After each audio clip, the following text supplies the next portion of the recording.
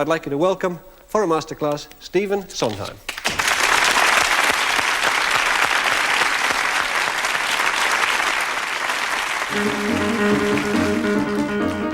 Pardon me, is everybody here? Because if everybody's here, I want to thank you all for coming to the wedding. I'd appreciate you going even more. I mean, you must have lots of better things to do, and not a word of it's a poor. Remember, Paul, you know the man I'm going to marry, but I'm not, because I wouldn't ruin anyone as wonderful as he is. Thank you all for the gifts and the flowers. Thank you all. Now it's back to the showers. Don't tell Paul, but I'm not getting married today.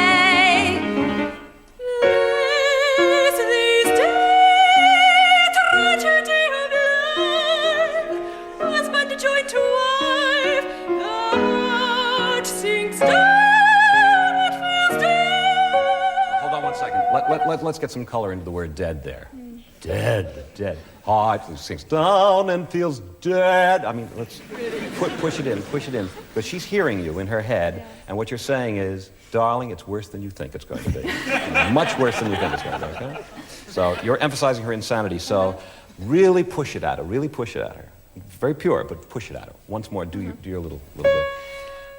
When you did that masterclass for us, you seemed to be more keen to bring out the acting in the singers and the singing in the actors. You seem to be approaching them more as actors. Absolutely. You know, it's lovely when somebody has a great voice. Yeah. But if they don't have a great voice, they have a musical theater voice, you know, a good voice, on pitch, rhythm, all the sort of the basic technical stuff.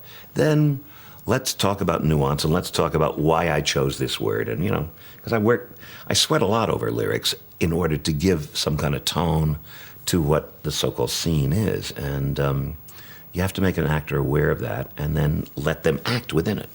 Let's make it kind of more sullen. Yeah. Not so much open anger, but Running. later. Yeah. So it leaves you someplace as an actor to go when you start screaming. Point, yeah. If you start too angry, then Where it to go. becomes one tone. Okay? Once more from the beginning then. Later. When is later? All you ever hear is later, Henrik. Henrik, later. Now, it's already too angry. He thinks of himself as a tragic figure, as somebody put upon, as somebody with the weight of the world, which is why he's studying for the ministry. I mean, he just feels that he must, you know, serve in the army of God because it's the only thing left for him, because it's just, as opposed to anger. He's not angry that way. He is disgusted in the adolescent sense of disgusted. He is he's that kind of furious.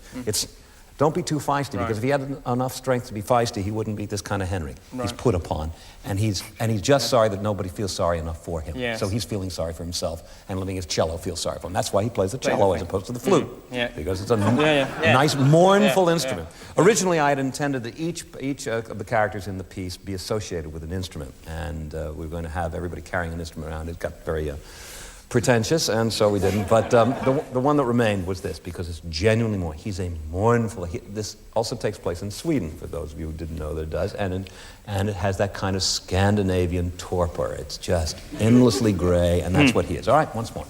When you did that masterclass for us with these young students, you seemed to, those of us who made that and watched it, very much directing them when you're doing it, and they felt they were directed. And have you ever thought of? No, my patience as a director would be limited. I'm really good as a director for an hour, and very good. Actors love me, and they always say, "Why don't you direct?" First of all, I do not have a very refined visual sense, and a director, theater must have some sense of what a piece looks like. I see people moving on the stage, but I don't see what they're wearing unless I'm told. I don't see the set unless I'm told. That's one thing. Secondly, I'm impatient. I would want to give line readings all the time, which is death to an actor. One of the things you do when you write a song is you're giving line readings to the actor. I'm giving them a rhythm in which I want my joke told. They can't change that very much. They can take a little rubato, but they can't change it very much. They have to land the joke then. That's what I'm afraid, tend to do as a director, and I think it would be death for actors. I'm going to do a medley of my hit, Send in the Clowns, and this is a song from Little Night Music, and it's sung by a middle-aged actress in the play who has finally decided to settle down from a somewhat frivolous romantic life, only to find out that she's a little late, and that the man of her choice is going to marry a much younger girl. When there's a song which you refer to as your medley of hits, as from No, a medley of hit. medley of hit. Sorry, Don't kill the joke. No. your medley of hit. As "Send in the Clowns," it's so massively anticipated.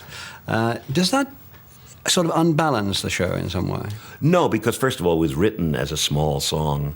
You know, it became a hit, but I certainly didn't expect it to be. That's a fluke.